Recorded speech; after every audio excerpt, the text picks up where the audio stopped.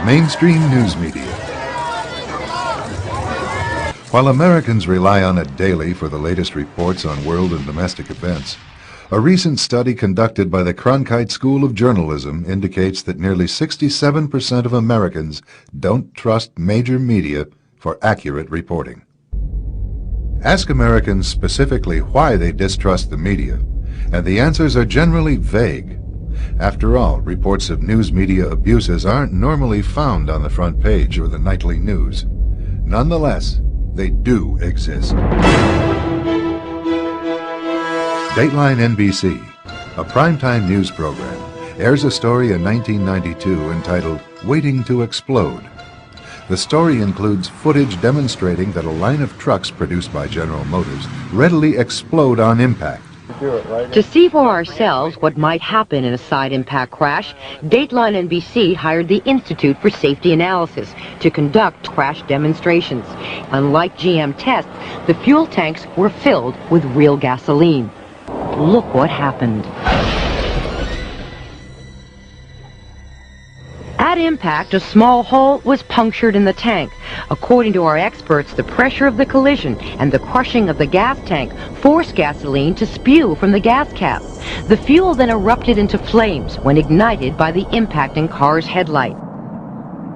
After the program airs, one of the firemen at the taping of the crash contacts GM. The conversation inspires a full-scale investigation. 3 months later, NBC is forced to reveal their role in fabricating the news. NBC's contractor did put incendiary devices under the trucks to ensure that there would be a fire if gasoline were released from the truck's gas tank. We said the crash, quote, forced gasoline to spew from the fuel cap, end quote. GM says since the gas cap was the wrong cap for the GM filler tube, and because the gas tank was overfilled, the cap came off when the impact occurred. We agree with GM that we should have told our viewers about these devices.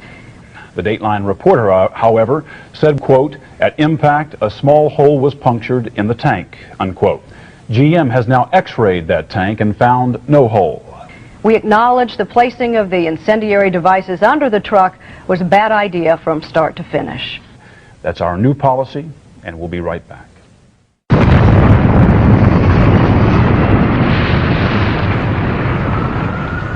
After the 1995 bombing of the Murrah Federal Building, information came to light that contradicted government claims disseminated through the mainstream media. One source was Carol Howe, a government informant. She revealed that federal agencies had prior knowledge of the terrorist plot and were ignoring several figures linked to the bombing.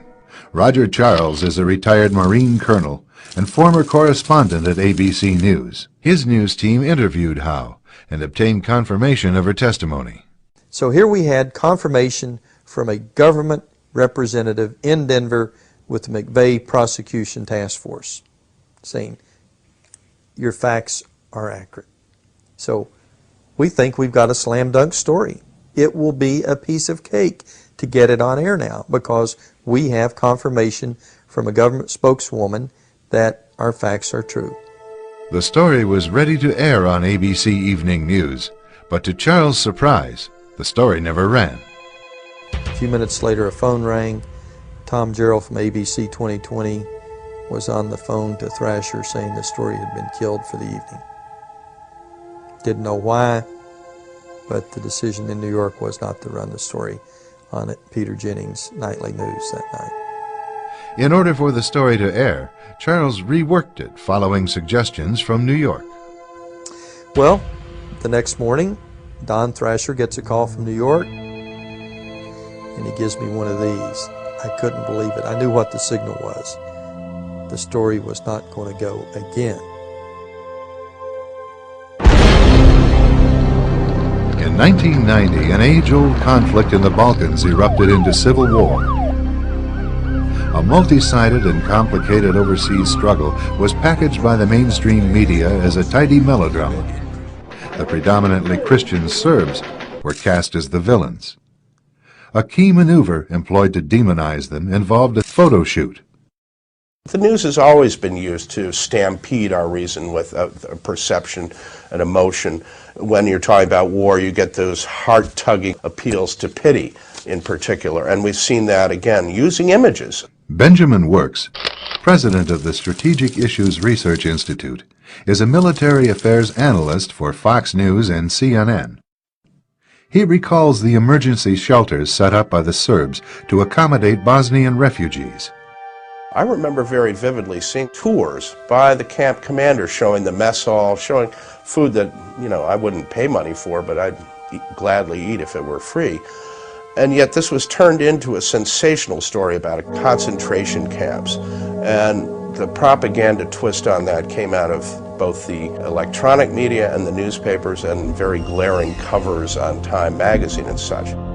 Judgment, an independent expose, reveals how a British film crew photographed a Bosnian emergency shelter to look like a Nazi concentration camp. The film crew positioned themselves inside a barbed wire enclosure to shoot out at refugees, who were free to come and go as they pleased. The cameras zeroed in on a refugee whose emaciated appearance was the result of a birth defect. We found that all of these allegations of a concentration camp were really frauds perpetrated by the reporters, and in fact, at least one, Roy Gutman, won a Pulitzer Prize for this kind of fabrication. And the image that helped motivate American involvement in an overseas entanglement was a total fake.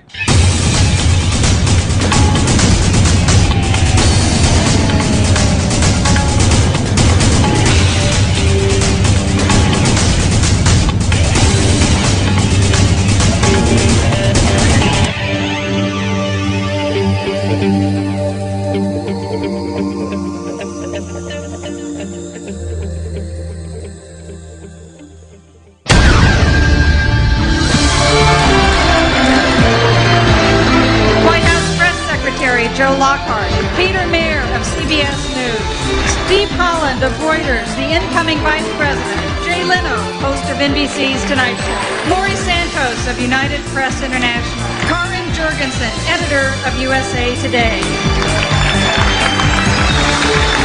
Helen Thomas of UPI, Dean of the White House Press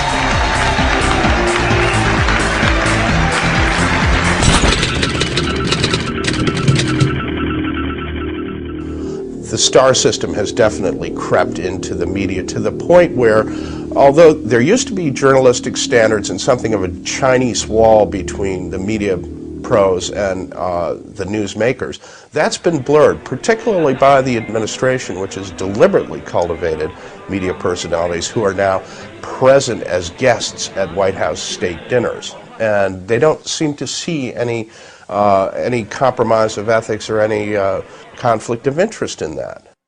The executives, the editors in print media, the senior producers, executive producers in the visual media, these are the people that have the ideological bias.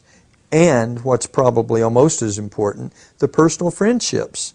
They go to the same country clubs, they go to the same dinners, they socialize with a lot of the people that they cover. And yet this is where corruption sets into any system. When the censors and the monitors become friendly with the people they monitor, that's when standards fly out the window.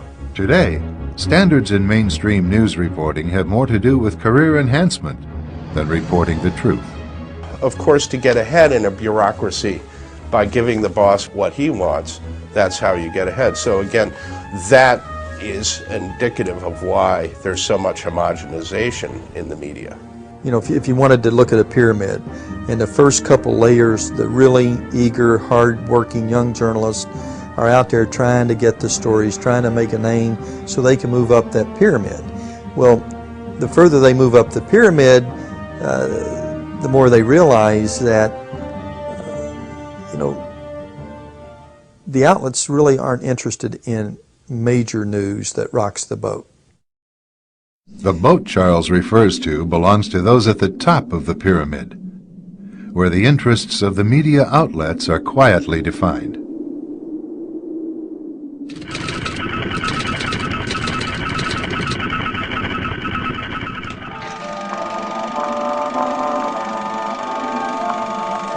The year is 1917, and Representative Oscar Callaway enters a disturbing statement into the U.S. Congressional Record. The statement reveals why J.P. Morgan interests hired 12 high-ranking news managers. The 12 were asked to determine the most influential newspapers in America. They were to figure out how many news organizations it would take to control generally the policy of the daily press of the United States. The 12 found it was only necessary to purchase the control of 25 of the greatest papers. An agreement was reached. The policy of the papers was bought, and an editor was placed at each paper to ensure that all published information was in keeping with the new policy. Soon, that policy would be defined by a front group formed by J.P. Morgan and his colleagues. In fact, Morgan's personal attorney was founding president of the organization, the Council on Foreign Relations.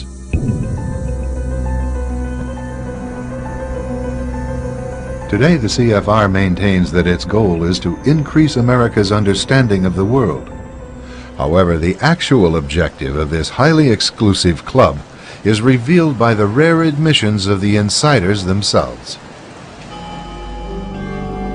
In the early 60s, a Georgetown University professor collects information for a book favorable to the network of powerful men who founded the CFR.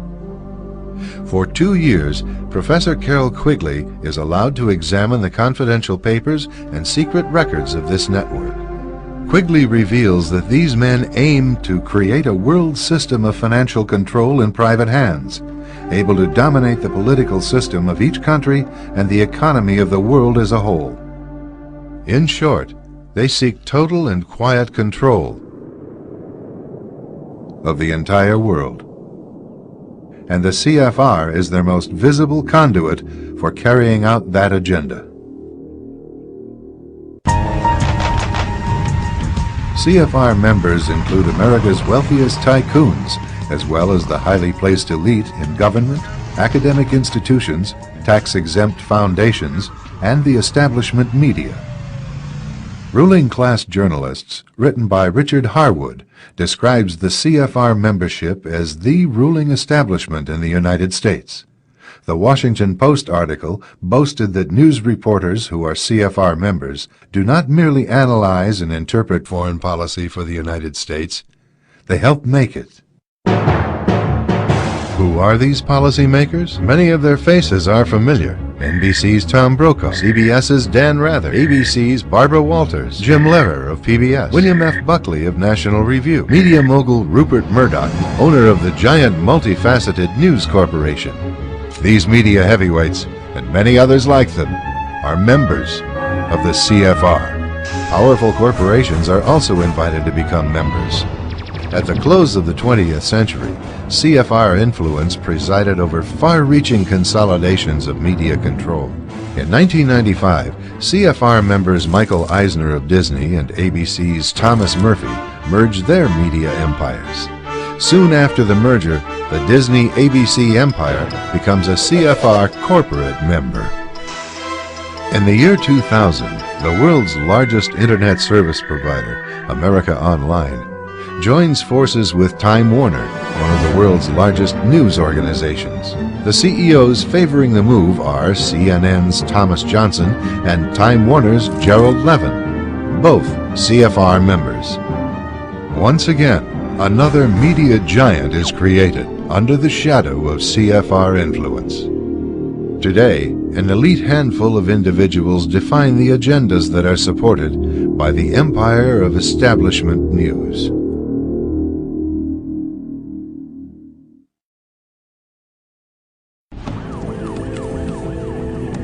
One of the CFR's strongest media allies is the New York Times.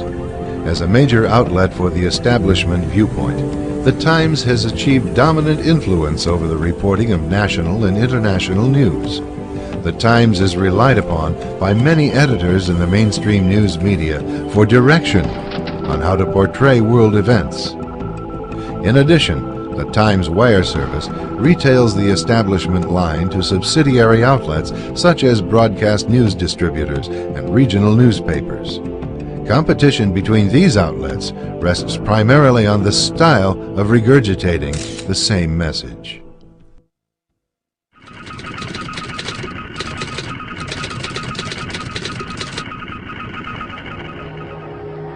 In the early 1930s, Americans received much of their news about life in the Soviet Union from Walter Duranty, the New York Times man in Moscow. Duranty's articles filled the front pages with gripping stories from Mother Russia. During that period, Joseph Stalin was consolidating power over the captive nations that formed the Soviet Union. One step in that drive called for the forced relocation of millions of Ukrainians. Observing these events on the scene was British journalist Malcolm Muggeridge. He witnessed the loading of thousands of Ukrainians into boxcars. They were being deported to barren regions of the Soviet Union. This program of Stalin's alone accounted for more than 1 million deaths. This is the most terrible thing I've ever seen. Precisely because of the deliberation with which it was done, and the total absence of even any kind of sympathy. Duranty's articles in the New York Times sharply contradicted Muggeridge's reports. Duranty went out of his way to dismiss them as bunk or sheer absurdity. During the deliberate famine of 1932 to 1933, more than 7 million Ukrainians perished when Stalin seized their entire grain crop for export. Still, in a March 1933 article, Duranty insisted there is no actual starvation or deaths from starvation, but there is widespread mortality from diseases due to malnutrition. That was when his reporting was particularly disgraceful, because he denied that there was any famine. And we used to wonder whether, in fact, the authorities hadn't got some kind of hold over him, because he so utterly played their game. But it didn't worry the New York Times, who featured his reports. Ultimately, the cover-up of Stalin's crimes helped the communist regime gain diplomatic recognition from the United States. William F. Jasper is a senior editor for the New American Magazine. The Soviet Union, like every communist country, was an economic basket case. It could not produce enough to survive. And so every communist socialist state has been dependent upon aid from the capitalist producing states. So Russia was desperate for our aid, both in terms of direct government aid, but also in terms of opening up the spigots for the private capital markets, particularly New York bankers and corporations, to move into Russia in a big way. In 1933, the Roosevelt administration invited a Soviet representative to Washington to negotiate terms of diplomatic recognition. For his news correspondence during the previous year, Duranty would receive the Pulitzer Prize. Another Times correspondent, Herbert Matthews, also covered for collectivism. During the so-called Spanish Civil War in the late 1930s, communists throughout Spain brutally massacred more than 6,000 priests, friars, and nuns. Matthews' dispatches, however, depicted the communists as idealistic Democrats seeking to liberate Spain from tyranny. No mention was made of the communist atrocities. Later, when the Times assigned Matthews to report on Cuba, he crafted an image of an obscure revolutionary as a romantic and idealistic hero, supported by thousands of Cubans. Matthews' stories set the stage for a campaign to bring Fidel Castro to power. As other observers noted, Castro got his job through the New York Times. Meanwhile, Matthews' reports assured Americans that Castro definitely was not a communist. After seizing power, Castro began eliminating all potential internal opposition. Firing squads operated day and night. Matthews' reaction to Castro's slaughtering was callous. Youth must sow its wild oats. Despite his blatantly pro-communist reporting, the Times kept Matthews on staff for over 45 years. The establishment media's backing of Matthews and Durante points to the existence of a larger policy to legitimize communism. Communism is the most absolute form of government, the highest concentration of government. And so you actually have in the communist system a rule by an oligarchic few, a rule by an elite. That is precisely what the Council on Foreign Relations insiders have been pushing for in this country and throughout the world throughout the past century. So there is a natural confluence of interest there, not an antagonism between the communists and the internationalists here in our government. They are both after the same thing. The elite, however, occasionally have a difficult time ruling themselves. At a 1991 closed-door meeting of fellow internationalists, billionaire and former CFR chairman David Rockefeller praised his media allies, but his confidence that his words would not leave the room was later broken. We are grateful to the Washington Post, the New York Times, Time Magazine, and other publications whose directors have attended our meetings and restricted their policies of discretion for almost 40 years. It would have been impossible for us to develop our plan for the world if we had been subject to the bright lights of publicity. But the world is now more sophisticated and prepared to march toward a world government. Redirecting the bright lights of publicity is not the media's only contribution towards such a plan.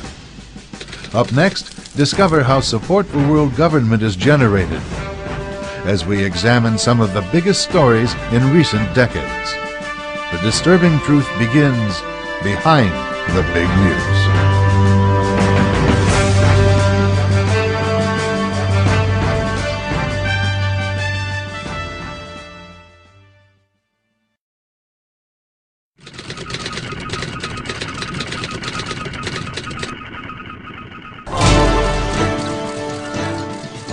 With literally millions of events occurring around the world every day, the media simply can't report on all of them.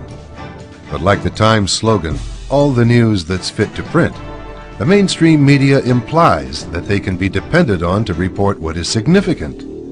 What isn't made clear is exactly who or what dictates which events are newsworthy and which are not. This form of media censorship has proved catastrophic to American interests.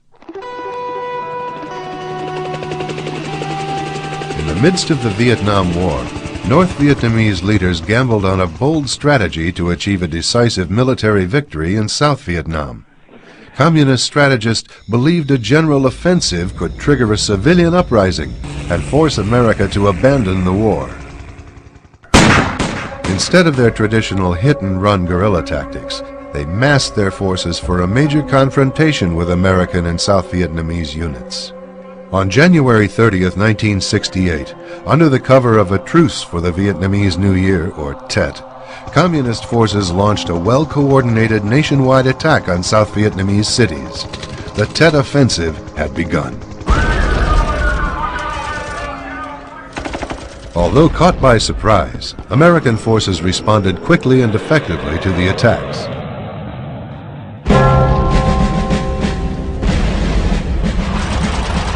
The main force Viet Cong were literally wiped out as a threat in South Vietnam. What was left of the communist forces from the north retreated across the borders. The Tet Offensive turned out to be a communist failure and a huge U.S. military victory.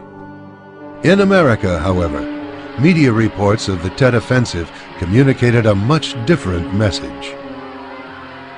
The battle for Hue has taken an odd turn here. Americans were led to believe that the escalation in fighting proved that America, like the French, could not win in Vietnam. To say that we are closer to victory today is to believe, in the face of the evidence, the optimists who have been wrong in the past. To say that we are mired in stalemate seems the only realistic, if unsatisfactory, conclusion. But it is increasingly clear to this report that the only rational way out then will be to negotiate, not as victors, but as an honorable people who lived up to their pledge to defend democracy and did the best they could. This is Walter Cronkite. Good night. Even retired President Lyndon Johnson expressed anger over the misleading reports. Immediately, the voices just came out of the holes in the wall and said, let's get out.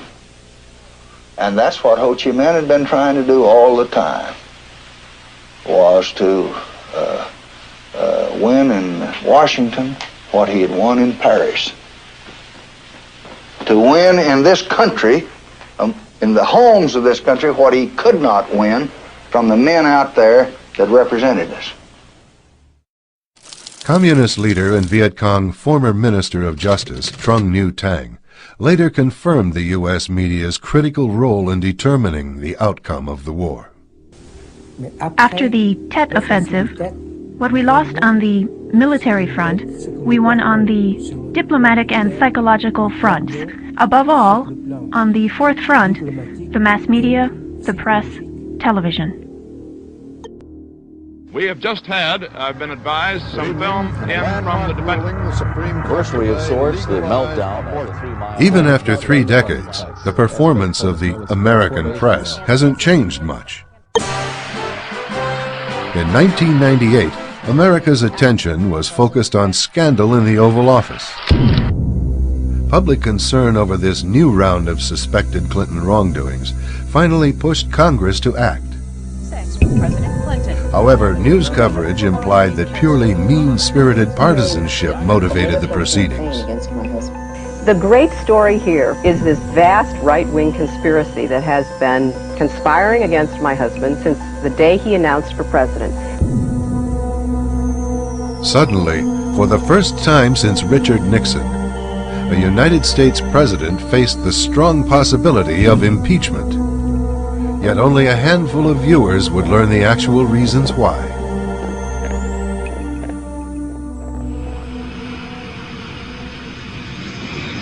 Months before the Lewinsky scandal broke, Congress began investigating a scandal that had become known as Chinagate.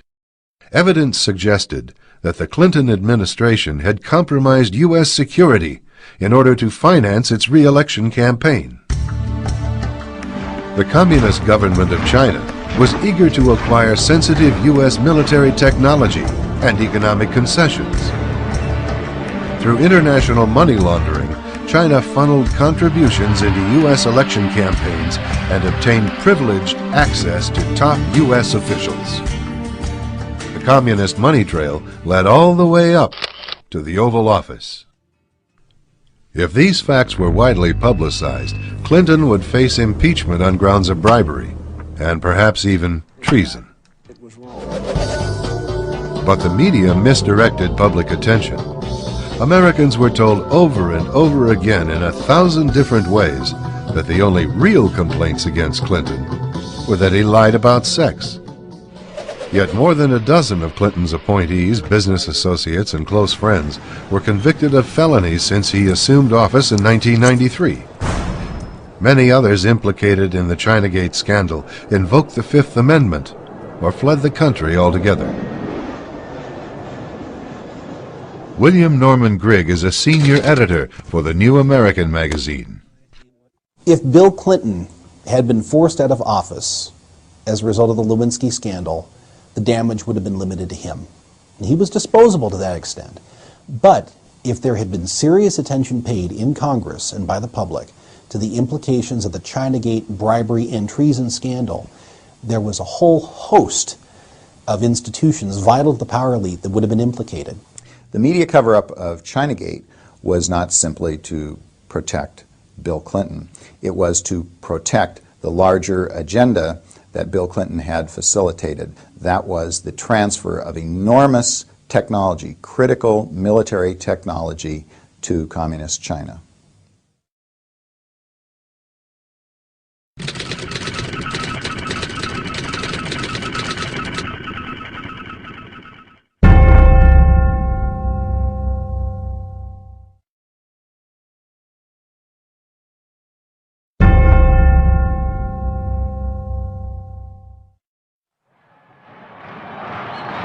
My name is Jimmy Carter, and I'm running for president.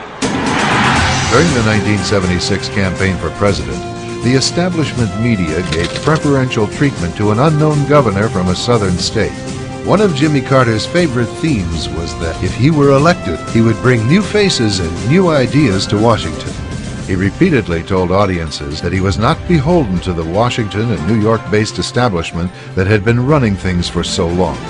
At a Boston rally, Carter said, "The people of this country know from bitter experience that we are not going to get these changes merely by shifting around the same group of insiders. The insiders have had their chance, and they have not delivered." After Carter was elected, however, he quickly forgot his promise of new faces and ideas. His administration was packed with individuals from the same crowd of insiders that had been running things for decades. For National Security Advisor, Carter selected Zbigniew Brzezinski, a board member of the CFR. Brzezinski inducted Carter into the establishment shortly before the media helped boost Carter's status to national prominence. President of the John Birch Society, John F. McManus. The Democrats are out, the Republicans are in, the Republicans are out, the Democrats are in, and the socialistic internationalist program, the pro-UN attitude, continues. The American people are the losers. They are not being given the proper alternatives. And it's the job of the media to do that kind of thing. We like to think, and people in the media like to think, that they're the ones that dig out the real issues and so forth. They don't. They don't dig out the real issues. There are some areas that are off limits. You're not allowed to get into those things, such as the famous televised debate with Clinton and his Democratic opponents at the primary season in 1992. Here he was, a member of the Council on Foreign Relations and the Trilateral Commission, just like George Bush, but none of the opponents of Clinton for the Democrat nomination would bring it up. Tsongas, Kerry, Harkin, Jesse Jackson, Douglas Wilder, it was ground that they would not touch, nor would the media touch, and it was a perfectly good issue. From World War II to the present, the establishment has maintained its locked grip on the presidency. The subservient media keeps such information from becoming news.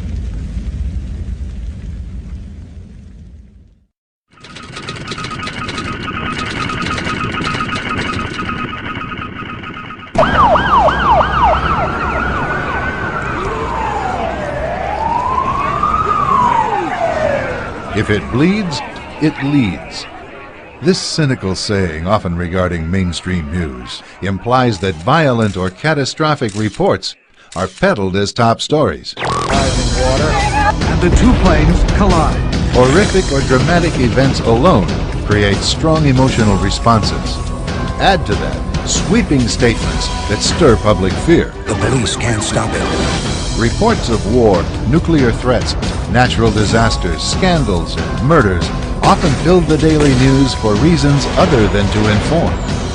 Preying upon fears viewers have concerning death and destruction is so frequently practiced by major news that most viewers are desensitized to the actual intent of the reports themselves.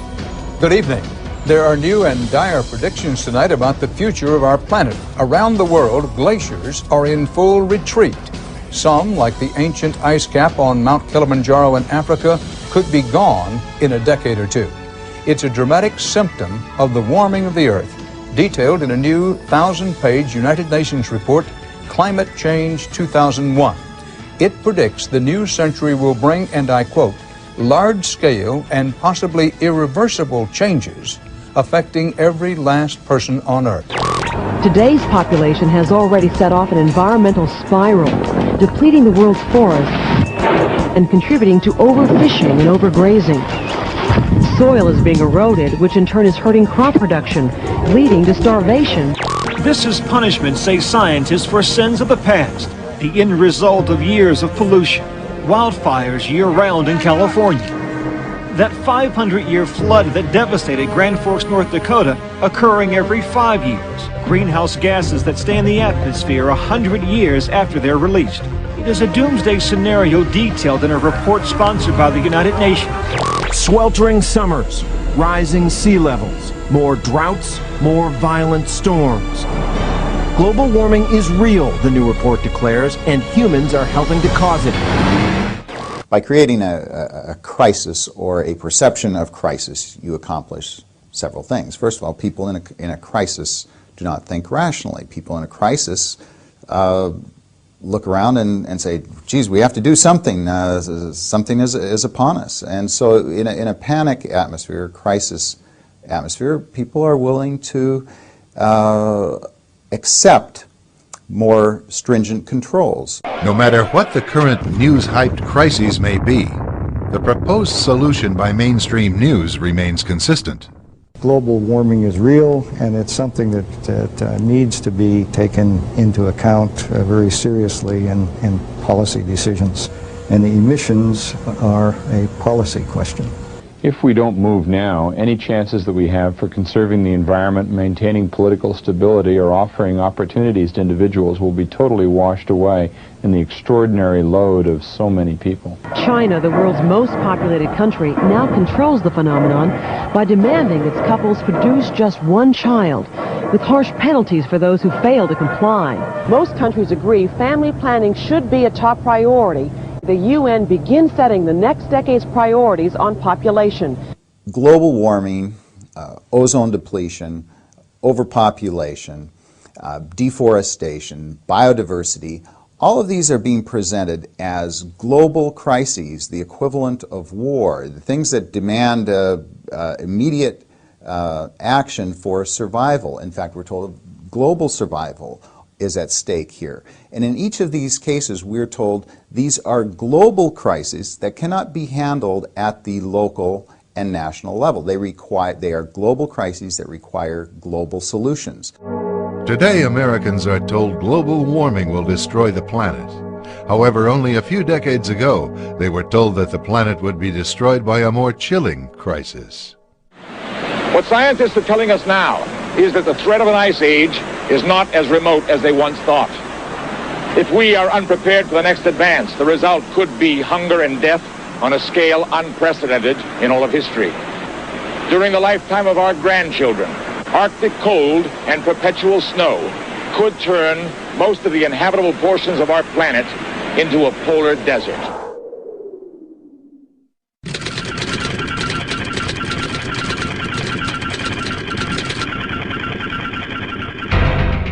Just as global crises are trumpeted as reasons to centralize government power, the media also manipulates local events to serve that goal as well.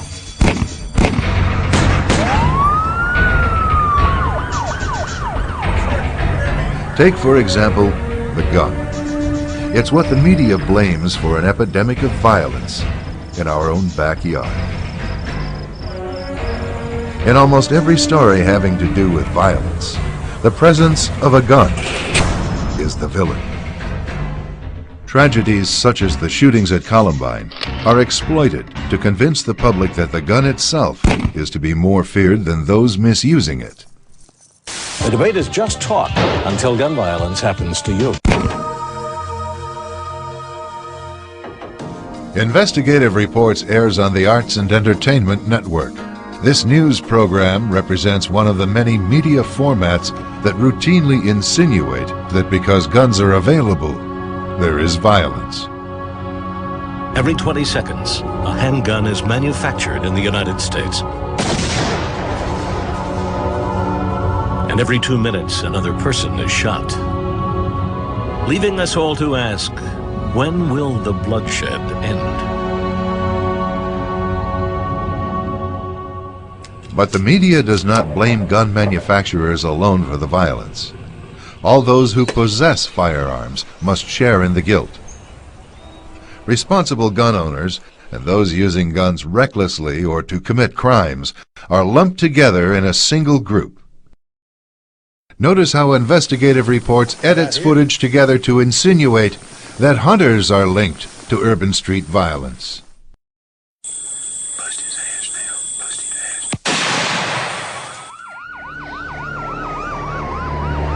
There is a war on the streets that is killing our children.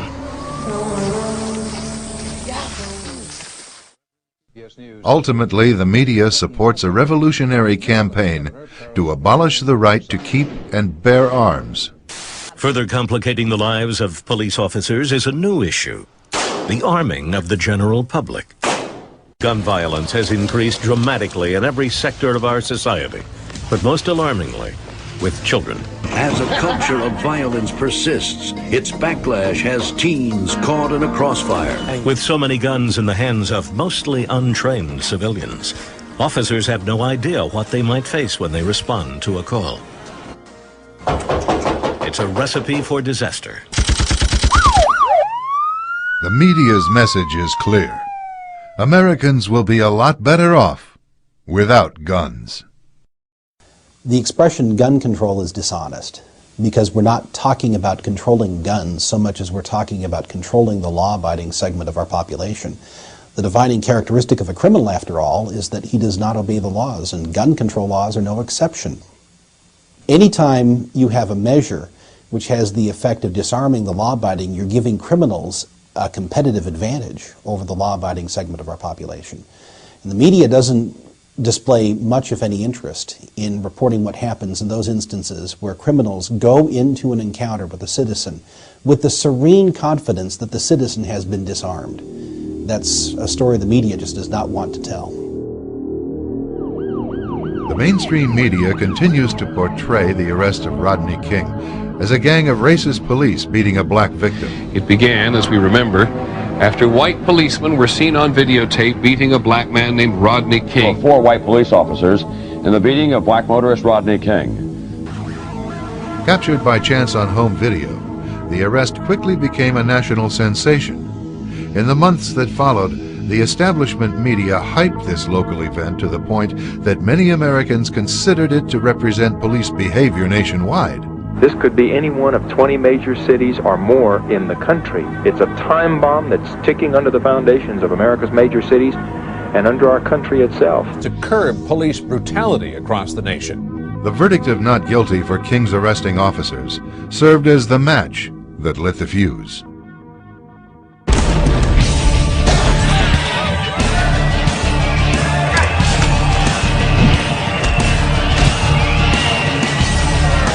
Instantly, the media implied that the jury was a bunch of redneck racists.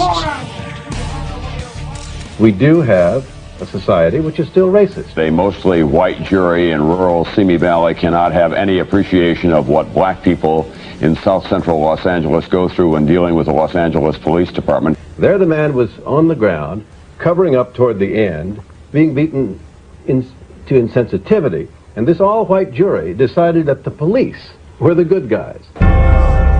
Yet the testimony of 58 witnesses and over 200 exhibits presented at the trial revealed to the jury much of what the media kept hidden.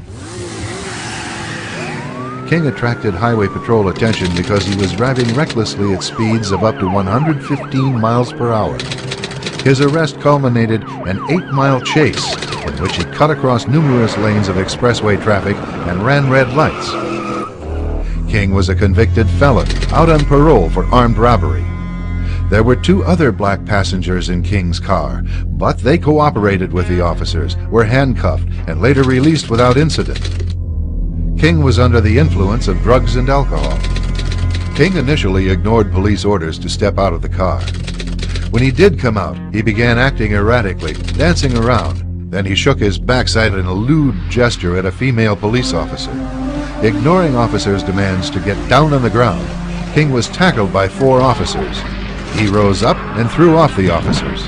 An officer attempted to subdue King with a stun gun, but even the taser darts fired at King failed to keep this out-of-control 260-pound man down. At this point, the arrest was recorded on home video. Like the jury, you are about to witness the first few seconds that the media carefully avoided broadcasting. King is seen rising up and charging one of the arresting officers.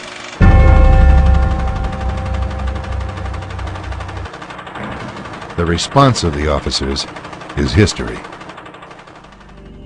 Although people may look at the same evidence and disagree with the verdict, the fact remains: the media withheld critical information from the American people in order to make the facts fit the story it wanted to tell. The story implies that local law enforcement is a failed institution and that radical changes are needed. There's certainly nothing new about the drive to federalize control of local police. This is something that goes back decades. The major media have succeeded to a shocking extent in creating an impression for the general public that local police are not to be supported, not to be trusted, they are to be feared. And that, on the other hand, we can trust implicitly in the federal law enforcement agencies who will come into our communities and protect us against the local police. Local police exist to protect the rights and the liberties and the property of the law-abiding, and they are accountable to the communities that they serve. National police, on the other hand, would exist to protect the interests of the state and the political elite that controls the state.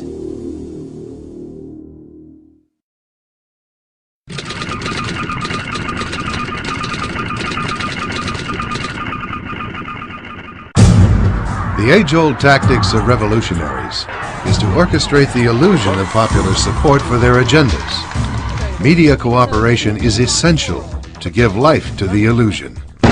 We have had don't be fooled by the smoke and mirrors they use. The gun lobby is strong, they are organized, and they are scary. Enough of their tactics. They are buying votes with blood money.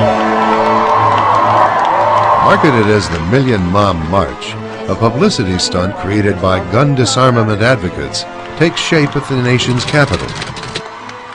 Women and their families will push for gun safety in what they call the Million Mom March. Weeks before the march actually took place, the media reports served as invitations for support and participation in the anti-gun agenda. Dan, this Mom's March is going to bring enormous pressure on Congress. Now to the emotional issue of gun control in the United States. The nation's capital is preparing for a demonstration against gun violence. Organizing the ostensibly spontaneous march was Donna Dees Thomas's. Americans were told that Dees Thomas's was a mere suburban housewife and political novice who was shocked into action after watching the televised aftermath of a shooting at a daycare center. This portrayal of her background was repeated uniformly throughout the establishment media. Women to watch: a suburban mother whose life has been changed by the gun debate, how she became a political activist, where that's led. It's a surprise to her friends and even to her. Here's NBC's Lisa Myers. Donna Dees Thomas is a suburban mom, too busy with her 2 daughters and a part-time job to pay much attention to politics. Describes herself as apathetic. No one ever turns out for rallies about gun control. That's what you were told? That's what I was told. Undaunted, she decided to set up the march herself. What's the biggest thing you've ever organized before? A carpool. In reality, Dees Thomas's is a political veteran, a former congressional staffer and publicist for the CBS News. She is a shrewd, well-connected player for the media elite. Despite the prolonged, heavily financed and national anti-gun effort, the Million Mom March fell far short of its name. However, the low attendance didn't stop the media from promoting the illusion of a nationwide demand for more gun laws. The media are trying to create the illusion that there is this massive outpouring of public support for disarming civilians in this country in the name of public safety, but this is an illusion. It's a carefully cultivated illusion, and it's intended to advance an agenda supported and promoted by the elite that controls the media, and that elite is trying to create a world government. In order to do so, it would be necessary, first of all, to disarm the targeted population that would be subject to that government.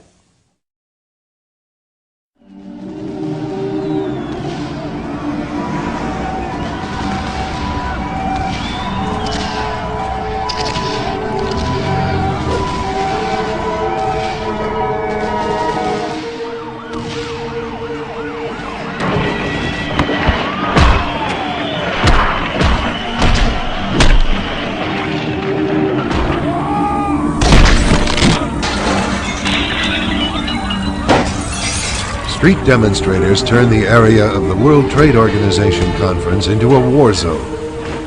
Over 500 National Guardsmen and state police are called in to help restore order in what became known as the Battle of Seattle.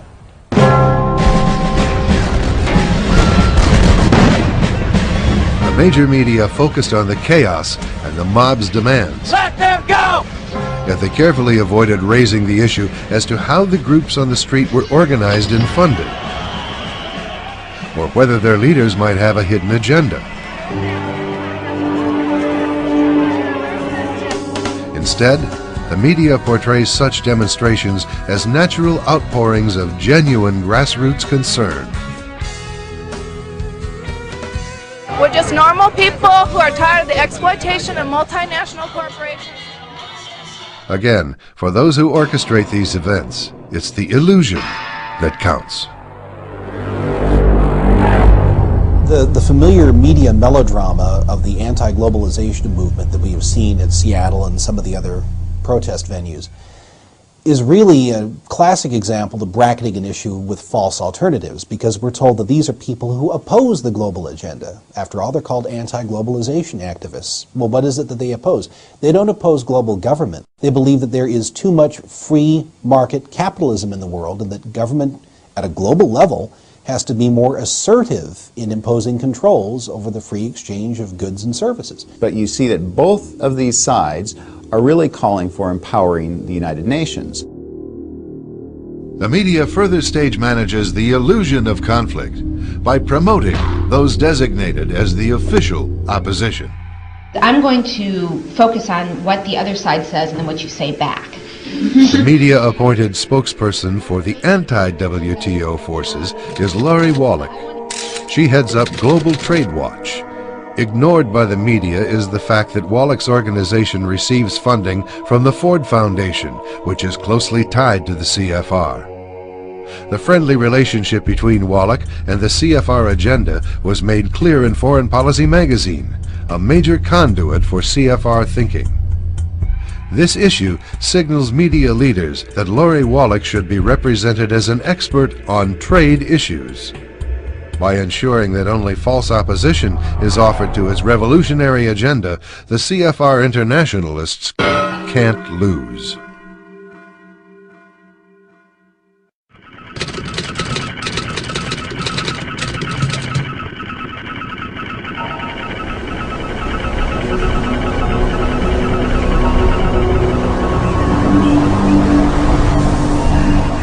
The establishment media employs many deceptions to support the drive for global power. These deceptions go far beyond altering or omitting a few facts. The insiders count on the immensity of their illusions to prevent any sizable segment of the American public from catching on to their real motivation. CEO of the John Birch Society, G. Vance Smith. A basic objective of the insiders, and has been from the beginning, has been to break the will to resist, to convince through their propaganda that there's no hope, that it's inevitable, that moving towards a one-world government, a one-world court system, a one-world military, a one-world currency, all of that is just inevitable. And they present it in a way that, again, convinces, they try to convince that the momentum is so great that it cannot be stopped. But more than once, the insiders' momentum has been stopped. As Clinton began his second term, he chose veteran CFR member W. Anthony Lake for the highly sensitive post of Director of the CIA. But Senate approval would be required first. The establishment news quickly filled its editorial pages with glowing endorsements from fellow CFR members. But many issues in Lake's background should have raised doubts about his suitability for the top intelligence post.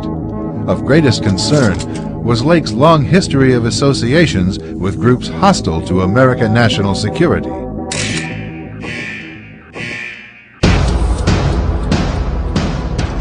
A group of political watchdogs supplied key senators with documentation and the New American magazine helped mobilize public pressure for a thorough investigation. Embarrassed by the challenge to its leadership, the establishment media attempted to smear the organization, leading the demand for the investigation. Lake is a victim of the far right, the New York Times charged. In an error-ridden article in the New American, a John Birch periodical, William F. Jasper dissected Mr. Lake's resume and found a pattern of anti-Americanism. He referred to my article as an error-ridden article, yet he cited not one error in the whole article, and it was clearly calculated to be a major defense and promo piece for Anthony Lake. Despite strong media support for his nomination, Lake withdrew rather than subject himself to serious Senate scrutiny. Victories such as Lake's withdrawal are but part of the solution for reversing the establishment's momentum. To escape ongoing media deceptions, the public must first have a source of regular, reliable information. Many concerned Americans look to the New American. The magazine has a reputation for calling the shots years and sometimes decades ahead of mainstream media. Case in point, author William F. Jasper examines Osama bin Laden 3 years before the attack on the Pentagon and the World Trade Center. Jasper's report exposes the cover-up that prevents America from winning the war on terrorism. The New American reveals how Washington policymakers had earlier helped build Saddam Hussein's war machine and are using the monster they created as a pretext to build UN power. Newsweek covered some of this ground, although not until 10 years later. To know what's going on isn't going to help a darn bit unless we do something with what we know. And again, an individual, even well-informed, can't stop this thing by themselves. So the purpose of our educational efforts is to get thousands and tens of thousands of individuals informed so that they can link arms and they can collectively have a voice that will resonate even as great as the billions of dollars resonate through the media. Truth will penetrate all of that.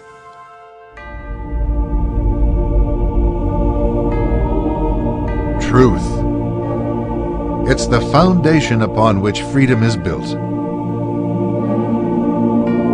And it's one of the strongest weapons against the revolutionary agenda behind the big news.